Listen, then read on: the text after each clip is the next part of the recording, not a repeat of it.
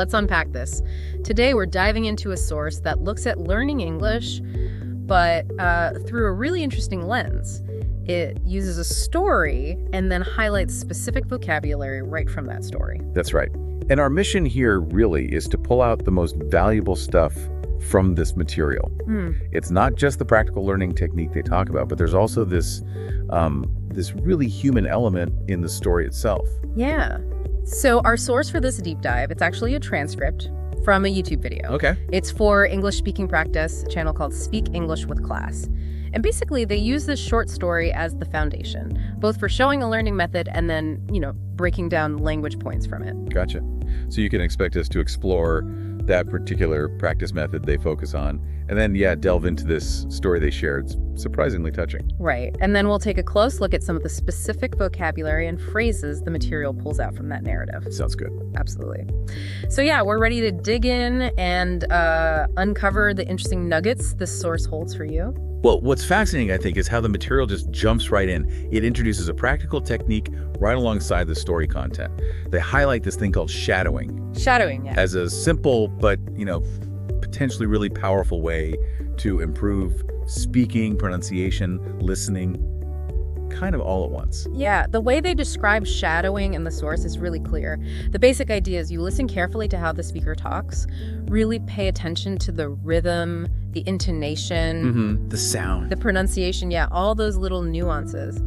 Then you pause it and you repeat it out loud, trying your best to match their tone, their speed, even the emotion. Right. And the goal isn't just like rote memorization. It's more about actively training your brain and your mouth, really, to produce English more naturally. Makes sense. The source claims that doing this consistently can make your English sound, more confident, maybe clearer, maybe even more native-like. Right. They talk about getting involved and speaking with the original speaker. Yeah, that clicks for me. You're internalizing the sound of the language, not just the words on a page. Right. And finding material that's actually, engaging. That seems crucial for sticking with any practice. Totally. And this source does exactly that. Yeah. Right after explaining shadowing, it introduces a story. This one's called She Found a Note on a Pink Umbrella. Okay. And it's presented as more than just like practice fodder. It's framed as a story about hope, maybe about paying attention to the world around you, finding unexpected beauty even when you're having a rough day. It follows this woman, Rachel, on what sounds like a pretty dreary Monday morning. Right. Rachel wakes up, it's raining, it's Monday, already relatable in a, not so great way. Oh, yeah. Her apartment feels cold, quiet. It kind of amplifies that feeling of being alone, especially on rainy mornings, it says. She's heading to work at a bookstore, a place she usually loves, but lately, everything's just felt heavy. And then, classic bad morning strikes again. Her umbrella. Broken. Bent frame, loose handle, the works. So she's basically forced to walk through the rain to the bus stop. Getting wet, getting cold. So she gets to the bus stop, trying to sort of shrink away from the weather. But then she notices something odd. Yeah? A pink umbrella. Looks brand new. Just leaning against the wall. No one around seems to own it. Huh. Interesting. She picks it up, and there's a note attached to the handle. And the note just says, "If you're reading this, it means you need it more than I do today. Take it. Stay dry." And it's signed, a stranger. Well, just like that. Just like that. Yep. Simple note. The source describes Rachel staring at it, her eyes widening, a small smile finally appearing on her lips. The first smile of her day, it points out. That's lovely. So she opens it. She opens the umbrella. Works perfectly. And suddenly, the rain isn't hitting her.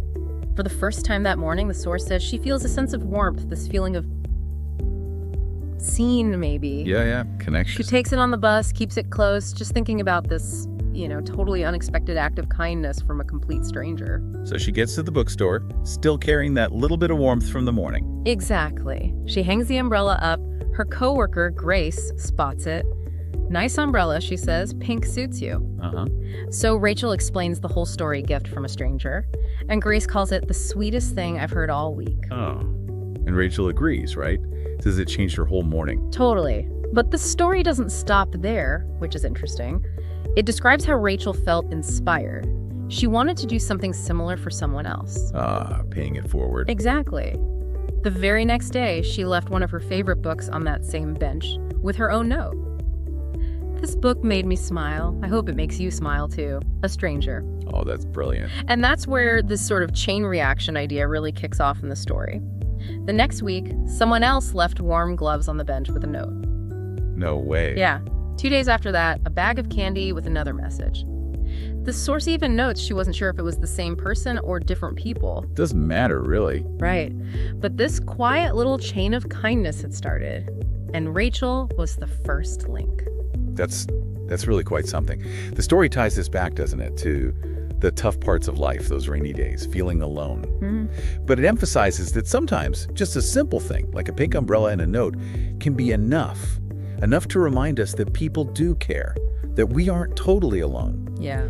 And that we actually have the power to pass that feeling on. It really is a powerful little story, isn't it? Presented here, as material for English learning. Yeah. But the core message just resonates universally. Absolutely. Okay, so we've got the shadowing technique, we've got this really touching story. How does the source then use that story to get into the language learning specifics? Well, this kind of brings up an important point, right? About how we really learn vocabulary. Just seeing a word on a list often isn't enough. Right. Context is everything. Exactly. And the source follows the story by doing just what you'd hope. It breaks down key words and phrases from the story itself, gives them context, explanations directly related to the narrative you just heard or read. Okay, yeah, they provide definitions and usually another example sentence to sort of lock it in. Let's look at a few they highlighted. First one is step out. Right. Step out. They define it as meaning to leave or exit a place. Pretty simple. The example they give is, I stepped out of the room to answer a phone call. Common phrasal verb. Makes sense. Okay, next one. Buzz. Buzz. They describe it as that quiet sound or vibration, like when your phone gets a message or a call. Their example, my phone buzzed in my bag during class. Ah, yes, that familiar sound or feeling. Okay, how about mumble? Mumble. They explain this as speaking very softly, maybe unclearly. Perhaps when someone's nervous or unsure, like the words are kind of hidden in their mouth. Yeah. The example is, I felt embarrassed, so I mumbled a quiet sorry. Yep, definitely done that.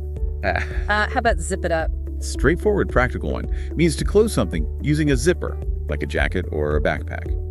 Their example is, I zipped up my backpack before going outside. Simple enough. And an important one for navigating social situations. Awkward. Oh, yeah. Awkward. If a situation feels uncomfortable, maybe a little embarrassing, that's awkward. The source's example is spot on. Waiting in silence felt awkward. Definitely rings true. How about end up? End up. This is used when you arrive in a certain situation or place, often unexpectedly, maybe without planning it. The example they use is kind of funny. I didn't check the door and I ended up in the men's room. Huh. Okay, definitely not where you planned to be. Uh-huh. And a phrase we could probably all use sometimes. Take a deep breath. Yes, take a deep breath. Meaning to calm down by inhaling slowly, deeply. It's about pausing, relaxing, trying to reset yourself. The example is, she took a deep breath before entering the room. Good advice, useful phrase. They also had slid down in their vocabulary lists. I remember that from the story description, the umbrella handle maybe. Actually, funny you say that. Slid down wasn't explicitly in the summary we just discussed, but it was in their vocabulary breakdown list, taken from the original source material they were using. Ah, okay, interesting nuance. So it was in their list, derived from the full source content they work from. Got it. Exactly. So, slid down, it means to move smoothly down from a higher place to a lower one, often unintentionally, maybe without control. The vivid example they use is, the ice cream melted so fast it slid down the side of the cone. Okay, yeah, I can picture that. Sticky fingers guaranteed. Yeah. How about messy day? Messy day. See? As they describe it, it's when things just aren't going right. Everything feels chaotic, kind of out of control. The relatable example, I missed the bus, spilled my coffee, and forgot my homework. It was a messy day. We've all been there. Absolutely. And a more positive one. High five. Yeah, high five. A gesture, right? To celebrate something good, slap hands with someone. Their example, she got an A on her test. High five. Simple visual way to show congrats. Nice. And finally, a phrase that feels, well, very relevant to language learning itself. Flew over your head. Yes, flew over your head. Means you didn't understand something. Maybe it was too fast, too complex, or it just went right past you. The source's example: the joke flew over my head, I didn't get it. It's almost a bit meta, isn't it? Including that in material designed to teach language. It is, yeah. So what we're really seeing in this material is a kind of complete package then. It introduces a practical technique like shadowing, provides genuinely engaging content through that story, Right. and then dissects the language used within that very content. It really emphasizes how narrative can make these abstract language points feel, I don't know, concrete and memorable. Yeah, and if you sort of zoom out, connect this to the bigger picture, this source really illustrates nicely that learning a language isn't just about, drilling grammar rules or memorizing lists off a page. Definitely not. It highlights the power of immersing yourself, practicing actively. Techniques like shadowing help with that. And crucially, understanding words and phrases within the situational context of a story. Yeah. It shows language as something alive. Used by real people, even in fictional stories. Exactly, to connect and convey meaning. Yeah. It really underscores the potential of a technique like shadowing for building, fluency and confidence by mimicking those native speech patterns.